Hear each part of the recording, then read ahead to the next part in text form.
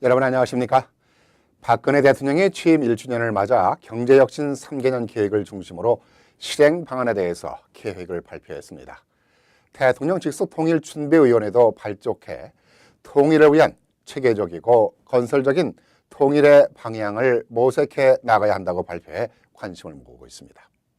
경제를 회생시키기 위한 청사진과 통일의 희망을 실현시키기 위한 박근혜 대통령의 담화 내용이 우리에게 어떤 변화를 가져올 것인지에 대해서 한국의 정치평론가 고성국 박사를 연결해 진단해 보겠습니다.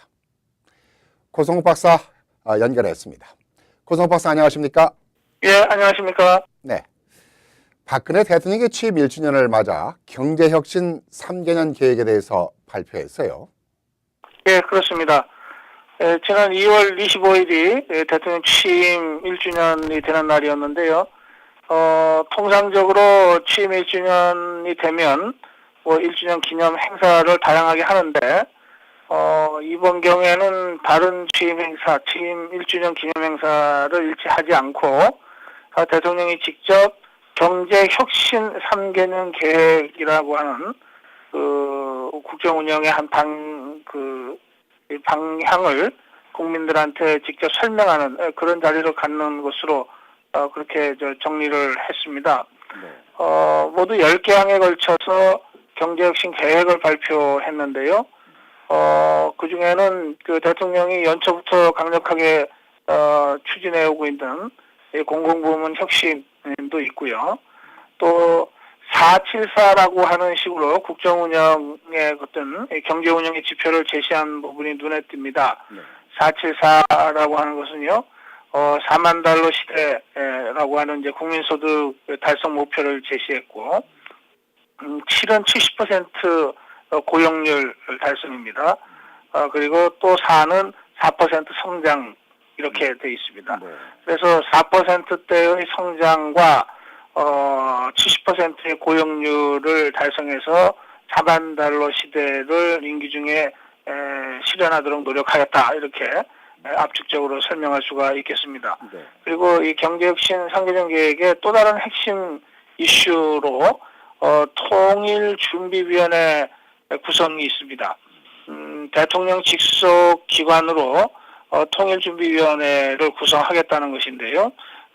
무엇보다도 북한에 대한 이 정보 수집이라든지 또는 그 통일 정책을 둘러싼 대북 정책을 둘러싼 그 한국 내의 남당 갈등을 좀 해소하기 위해서 여론을 수렴한다든지 또는 이 통일 대박이 잘 준비돼야 대박이지 잘못 준비되면은 이게 큰 그 위기가 될 수 있다 이런 문제식들이 많이 있는데 그런 그 통일 준비를 제대로 하기 위한 국민적 공론과 준비 과정이 필요하다. 그래서 그것을 대통령 직속으로 두겠다고 발표를 했는데요. 이런 내용들로 그 경제혁신 3개년 계획을 정리를 해서 국민들한테 발표하는 그런 자리였습니다. 네. 어려움에 처해 있는 국민들로서는 매우 기대되는 내용들이에요. 박 대통령의 말대로 474, 그야말로 실업자 없는 세상에 4만 달러의 국민소득이라. 그렇게 된다면 얼마나 좋겠어요. 그런데 이러한 내용들은 사실상 새로운 정책이 아니라 역대 정권에서도 나왔던 얘기가 아니냐. 그러면서 장밋빛 청사진이 아니냐. 이런 얘기도 나오고 있는 것 같은데요. 당장 당일날 야당의 논평도 장밋빛 청사진만 발표하면 되는 거냐. 이런 식의 비판적인 논평이 있었습니다. 그런데 다수의 국민들은요, 박근혜 대통령의 지난 1년을 평가하면서 외교 통일 안보 영역에 있어서는 상당히 잘했다. 그러나 경제는 아직 성과가 좀 없지 않느냐.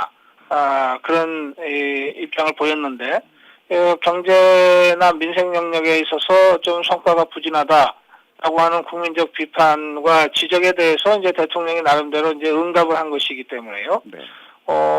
그런 면에서 그냥 발표만 놓고서 장밋빛 청사진이다 이렇게 비판하는 것은 조금 이르지 않던가 그런 생각이 듭니다.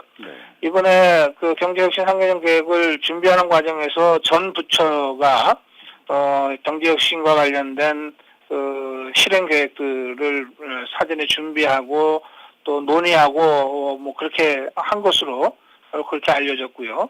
특히 마지막에는 이제 기획재정부가 이것을 다 그 모아서 대통령한테 보고를 했는데 원래 그 기획재정부가 보고한 것은 15개의 그 이슈였는데 그 중에 상당히 많은 그 부분을 덜어내고 압축하고 또 없던 것을 집어넣고 하면서 마지막까지 대통령이 직접 손을 봤다는 거거든요. 그래서 이 경제혁신 3개년 계획에는 박근혜 대통령의 강력한 의지가 담겨 있다 이렇게 볼 수 있겠고요. 그래서 이 혁신안대로 국정 운영이 잘 되는지 아니면 그 뭐 발표론 발표고 실제 국정 운영은 따로 놀게 되는 건지 이것은 좀 지켜보고 나서 평가해야 될 문제 아닌가 그렇게 저는 생각합니다. 네, 공감합니다. 정부가 정책을 내놓으면 정부가 잘하나 못하나만 기다리지 말고 이젠 어려운 문제를 풀어 나아가고 정책을 실현시켜 나가기 위해서 국민들도 적극적인 참여가 필요하다고 생각합니다. 통일준비위원회를 구성하자는 얘기가 나왔어요. 박근혜 정부의 대북 정책이 어느 정도 실효를 거두었다고 볼 수 있는데요. 이번 박 대통령의 담화 내용 중에 통일 이후의 준비만 생각하던 정책들이 통일 이전을 준비하는 정책의 비전을 두고 있는 것 같습니다. 네, 그렇습니다. 대통령 직속으로 통일준비위원회를 구성하겠다고 하는 것은요. 그동안 그 야당이나 또는 그 이런 시민사회 단체에서 제기했던 비판을 수렴하는 의미가 있는 것 같습니다. 네. 그 연초에 대통령이 신년 기자회견에서 통일 문제를 언급하면서 통일은 대박입니다 이렇게 얘기를 했는데요. 그 발언이 있게 되자 뭐 통일 대박론이 이제 유행했죠. 그런데 일각에서는 아니 통일이 필요한 것은 알겠는데 이렇게 통일 대박으로 일종의 그 이 환상을 던져주면 어떡하냐? 제대로 준비하지 않으면 대박이 아니라 오히려 위기 아니냐? 이런 문제 제기들이 있었거든요. 네. 그러니까 이번에 그 경제혁신 3개년 계획, 그러니까 경제혁신에 대한 이 구상을 밝히는 자리에 특별히 통일준비위원회를 설치하겠다고 조항을 넣은 것은 이런 비판적 여론을 적극적으로 수렴하겠다고 하는 뜻으로 저는 보입니다. 네. 그리고 또 통일 대박론이라고 하는 것의 핵심이 통일이 되면은 여러 가지 분담 비용을 안 써도 되고 그리고 더 나아가서 통일된 이 한반도의 엄청난 경제적 잠재력을 꽃피울 수 있다 뭐 이런 뜻이 아니겠습니까? 그렇죠. 그런 면에서 크게 봐서는 통일 대박론의 핵심에는 이 경제적인 측면이 있기 때문에 이 부분을 경제혁신이라는 연장선에서 좀 설명하고 싶다 이런 뜻도 있는 것 같고요. 어쨌든 그런 점에서 앞으로 이 통일준비위원회 구성이 어떻게 될 것이냐. 과연 뭐 제가 잠시 조금 전에 말씀드린 대로 통일을 둘러싼 남남 간의 이견과 갈등을 해소할 수 있는 그런 정말 통합적인 어떤 기구로서 그렇게 구성이 될 건지 하는 점이 많은 분들이 이제 관심을 갖고 지켜보게 되는 그런 대목이 될 것 같습니다. 네. 그런데요, 통일준비위원회가 구성된다고 하는데 현재 민주평화통일자문회의 기구가 있잖아요. 이와 맞물리는 것이 아니냐는 생각이 드는데요. 기구 간의 중복을 걱정하는 분들이 있습니다. 말씀하신 대로 민주평통은 헌법에 딱 규정되어 있는 통일자문기구거든요. 또 그런가 하면은 통일부가 있잖아요. 통일집행기관으로서의 통일부가 있고 또 통일과 관련된 또 대북과 관련된 정보수집기관으로는 국정원이 또 있지 않습니까? 그리고 또 군사안보나 대북정책을 총괄하기 위해서 청와대에 NSC를 설치해서 그 실무기구를 강화한 조치를 취한 것도 얼마 전이고요. 그러다 보니까 이런 많은 기구들 간의 중복과 그 업무 범위를 둘러싼 갈등이 빚어질 위험은 없을까? 뭐 이런 걱정들이 이제 제기되고 있는데요. 우선 통일부는 지금 어제 그제 발표한 대통령 직속의 통일준비위원회는 대통령에 대한 자문을 주로 하기 때문에 통일부라고 하는 집행기구와 중복될 가능성은 없다, 이렇게 먼저 정리를 하고 나섰습니다. 제가 보기에는요, 그렇다면은 평통이라고 하는 대통령 자문기구와 이번 통일준비위원회 간의 업무 중복에 대한 걱정은 나름대로 일리가 있는데요. 그런데 뭐 잘 아시겠습니다만은 평통은요, 헌법에 규정된 헌법기구이긴 합니다만, 뭐 1년에 한두 번 정도 대통령이 참석하는 회의를 여는 상징적인 기구지, 그것이 일상적으로 통일과 관련된 전문가들과 다양한 의견들을 수렴하는 그런 그 기구로 역할해 왔던 것은 아니지 않겠는가, 그렇게 생각합니다.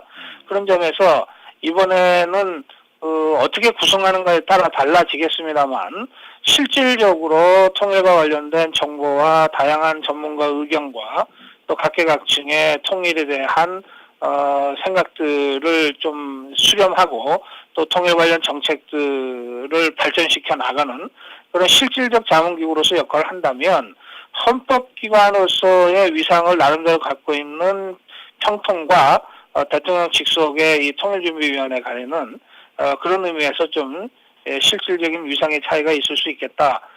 그래서 운영하기에 따라서는 업무 중복의 위험은 얼마든지 피할 수 있지 않을까, 그렇게 저는 보고 있습니다. 네, 그럴 수 있겠군요. 이번 박 대통령이 발표한 경제개혁 3개년 계획에 대해서 어느 정도 실효성이 있는지에 대해서 총평할 수 있을까요? 네, 지난 1년간의 박근혜 정부에 대한 평가 중에는 말이죠. 근데 창조경제라고 하는 말은 있지만 구체적으로 창조경제가 뭔지는 아직도 잘 모르겠다든지, 또는 경제팀이 구체적으로 어떤 경제 운영 목표를 가지고 움직이는지에 대해서 실감하기가 어렵다든지, 뭐 경제부총리의 존재감을 느끼기가 힘들다든지 하는 등등의 비판들이 있었지 않습니까? 이번에 경제혁신 3개년 계획을 통해서 어쨌든 경제팀이 어떤 방식으로 앞으로 그 국가를 경영할 때에 대한 구체적인 목표가 제시된 측면이 있습니다. 그러니까 4%대 성장률, 지금 뭐 3%대 초반 성장률밖에 안 되는데 어쨌든 잠재 성장률을 1% 이상 올리겠다는 것이고요. 또 고용률이요, 일자리 문제가 제일 큰 이슈인데 이걸 어쨌든 70%까지 올리겠다는 것이고, 이를 통해서 4만 달러 시대를 최대한 앞당기겠다고 하는 구체적인 목표를 제시한 것이니까요. 그런 점에서 저는 다양한 이 영역에서의 우리의 경제적 잠재력을 하나로 모아내서 경제팀이 움직일 수 있는 방향이 제시됐다는 점에서는 시의적절한 가이드라인 제시다, 이렇게 생각합니다. 이 목표대로 안 된다면, 근데 1년 후에 이 목표에 미치지 못했다고 하면 이번에 제시된 목표를 근거로 해서 비판할 수 있게 되기 때문에 비판도 훨씬 더 구체적으로 되지 않을까, 그런 생각을 합니다. 그래서 이것은 뭐 3개년 계획이기 때문에 3년 후에 평가해야 될 일이긴 합니다만, 3개년 계획의 단계적 평가의 근거들도 제시됐기 때문에 오히려 우리 국민들 입장에서는 경제팀을 좀 더 생산적으로 채찍질할 수 있는 그런 기준이 마련됐다는 점에서도 의미 있는 그런 발표가 아니었을까, 그렇게 저는 평가하고 있습니다. 네, 오늘 말씀 감사합니다. 네, 고맙습니다. 한국의 정치평론가 고성국 박사였습니다. 이번 박근혜 대통령이 취임 1주년을 맞이해 발표한 경제혁신 3개년 계획에 대해서 별로 새로운 정책들이 아니다라는 의견들이 나오고 있긴 합니다만은, 어디까지나 국민들이 잘 살기 위한 국가의 의지 있는 정책이니만큼 정부가 정책들을 실행하는 데 있어서 기대만 하고 있을 것이 아니라 국민들도 함께 노력하고 참여하는 자세가 필요하다고 생각합니다. 비판보다는 국민들의 참여와 공감이 잘 이루어질 때 어느 정책이든 성공할 수 있지 않나 생각합니다. 네, 이 시간 순서를 마칩니다. 감사합니다.